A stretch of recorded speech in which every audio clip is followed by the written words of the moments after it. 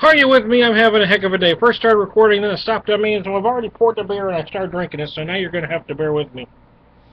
I mean, I just poured the rest of this, I rambled on for a minute, and then stopped. Hey, holy crap in a basket. You're drinking with the Beer Whisperer. Anyways, I digress. One Take Tom, that's what they call me.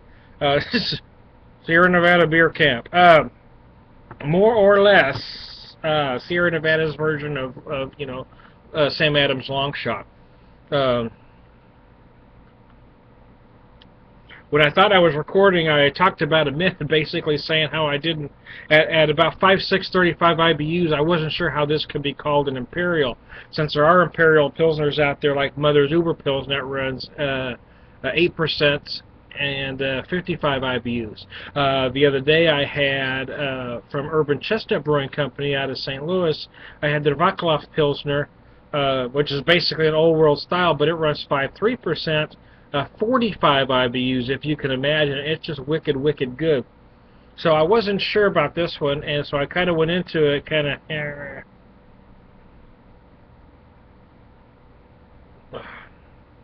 But, wow, like most Pilsners, it is very light on the nose, but it is there. And let me read a little bit from their site so I could tell you. It looks like it uses Crystal and Pacifica for the aroma. Bitter hops are Magnum.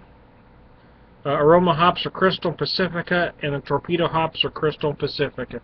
Now, I am not a homebrew expert, but I have done an amount of home brewing. And I love the Crystal hop, especially as an aroma hop. I just love the aroma of it. And I also like it in lighter beers like this, a lighter Pilsner, because it is a hop that can give you a lot of flavor without overwhelming your style. Wow, after looking at the numbers on this isn't an Imperial Pilsner. It isn't. It just isn't. But it is a great Pilsner, so they need to take Imperial off, because people are going to be deceived by it. If they don't look at the numbers, they see Imperial. If at some point they deliver this in 6-packs, they're going to have the 5.6 are going to be disappointed.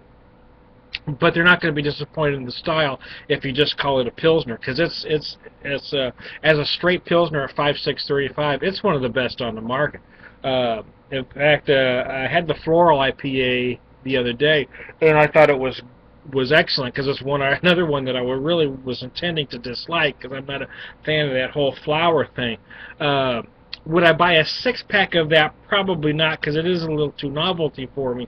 But I would buy it again in a mixed pack and drink it again. But this is something that I would buy a 6 or a 12-pack of even, because this is something you could drink a lot of.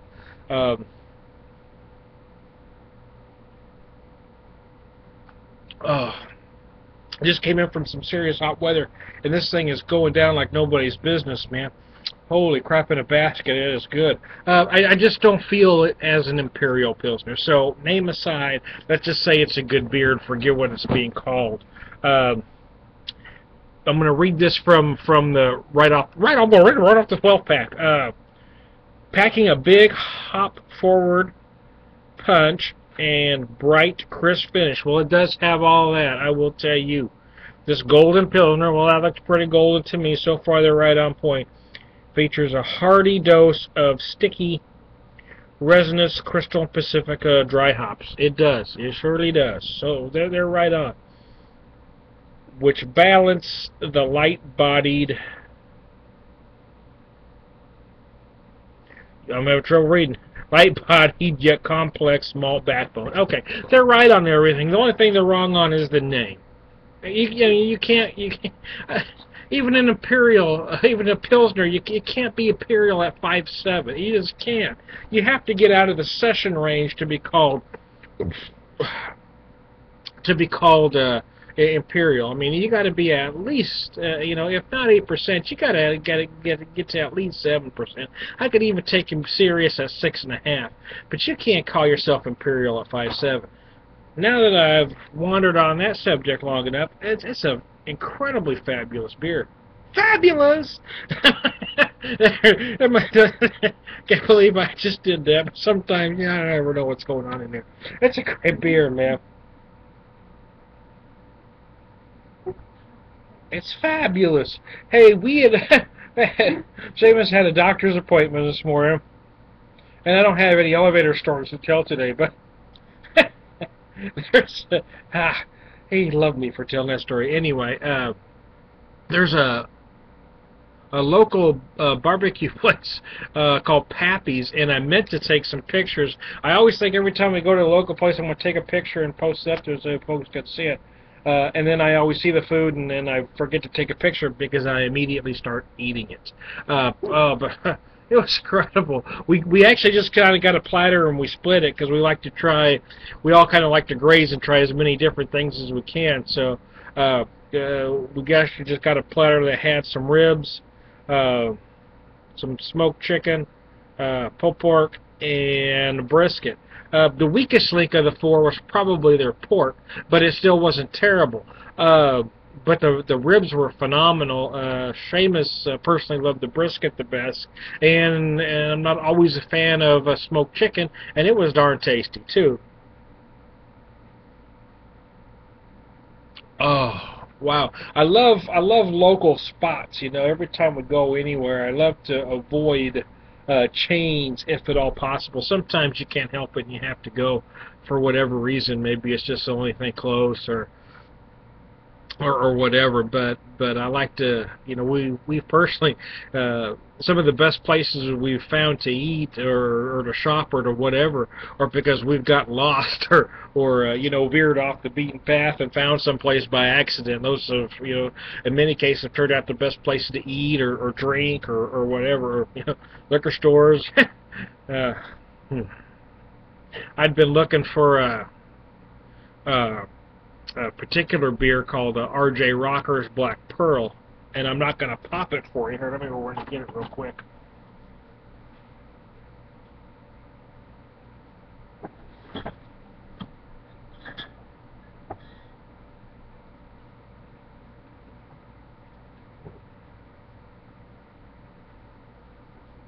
And I'm back. R.J. Rocker's Black Pearl.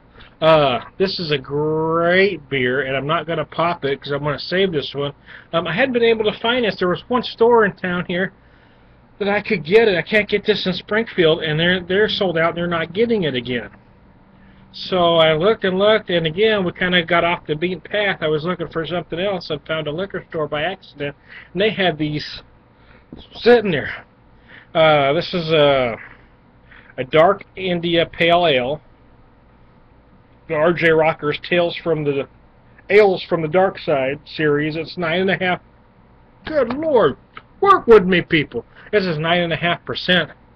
In my humble beer drinking opinion, it is the best of that style. It is the best that I've had. It's not to say I've had them all, but I've had some good ones.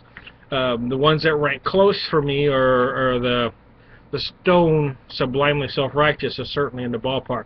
But this one is without a doubt, in my opinion, the very best.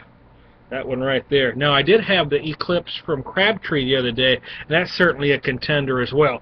But this one's a little bigger. I mean, it's, you know, that one's 7.7. The Stone, I believe, is 8.6 or 8.7, something like that. And this one's 9.5, so they all gradually climb up. This, you know, it's a sipper, obviously. But the flavors are just phenomenal, and for me, it's the best out there.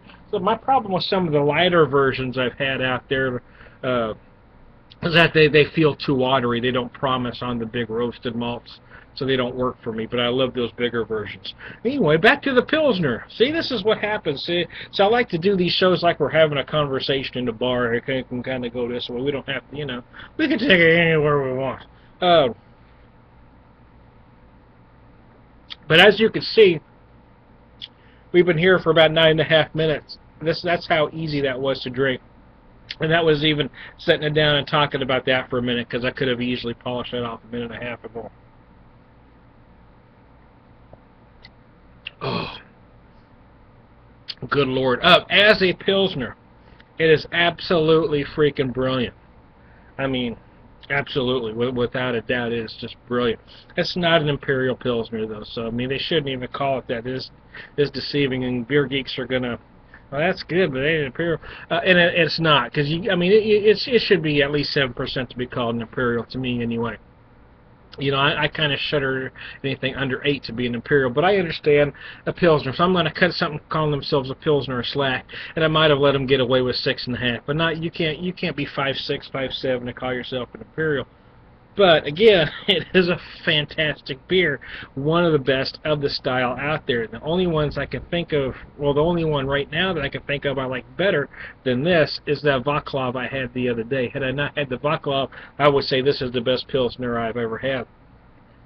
But the Vaclav was just so phenomenal. But this is a very close second. So anyway, this is Tom the Beer Whisperer. We just rambled with the Beer Whisperer. Ta-da! And I'm going to get out of here. So you all have a good day, because I'm out of beer.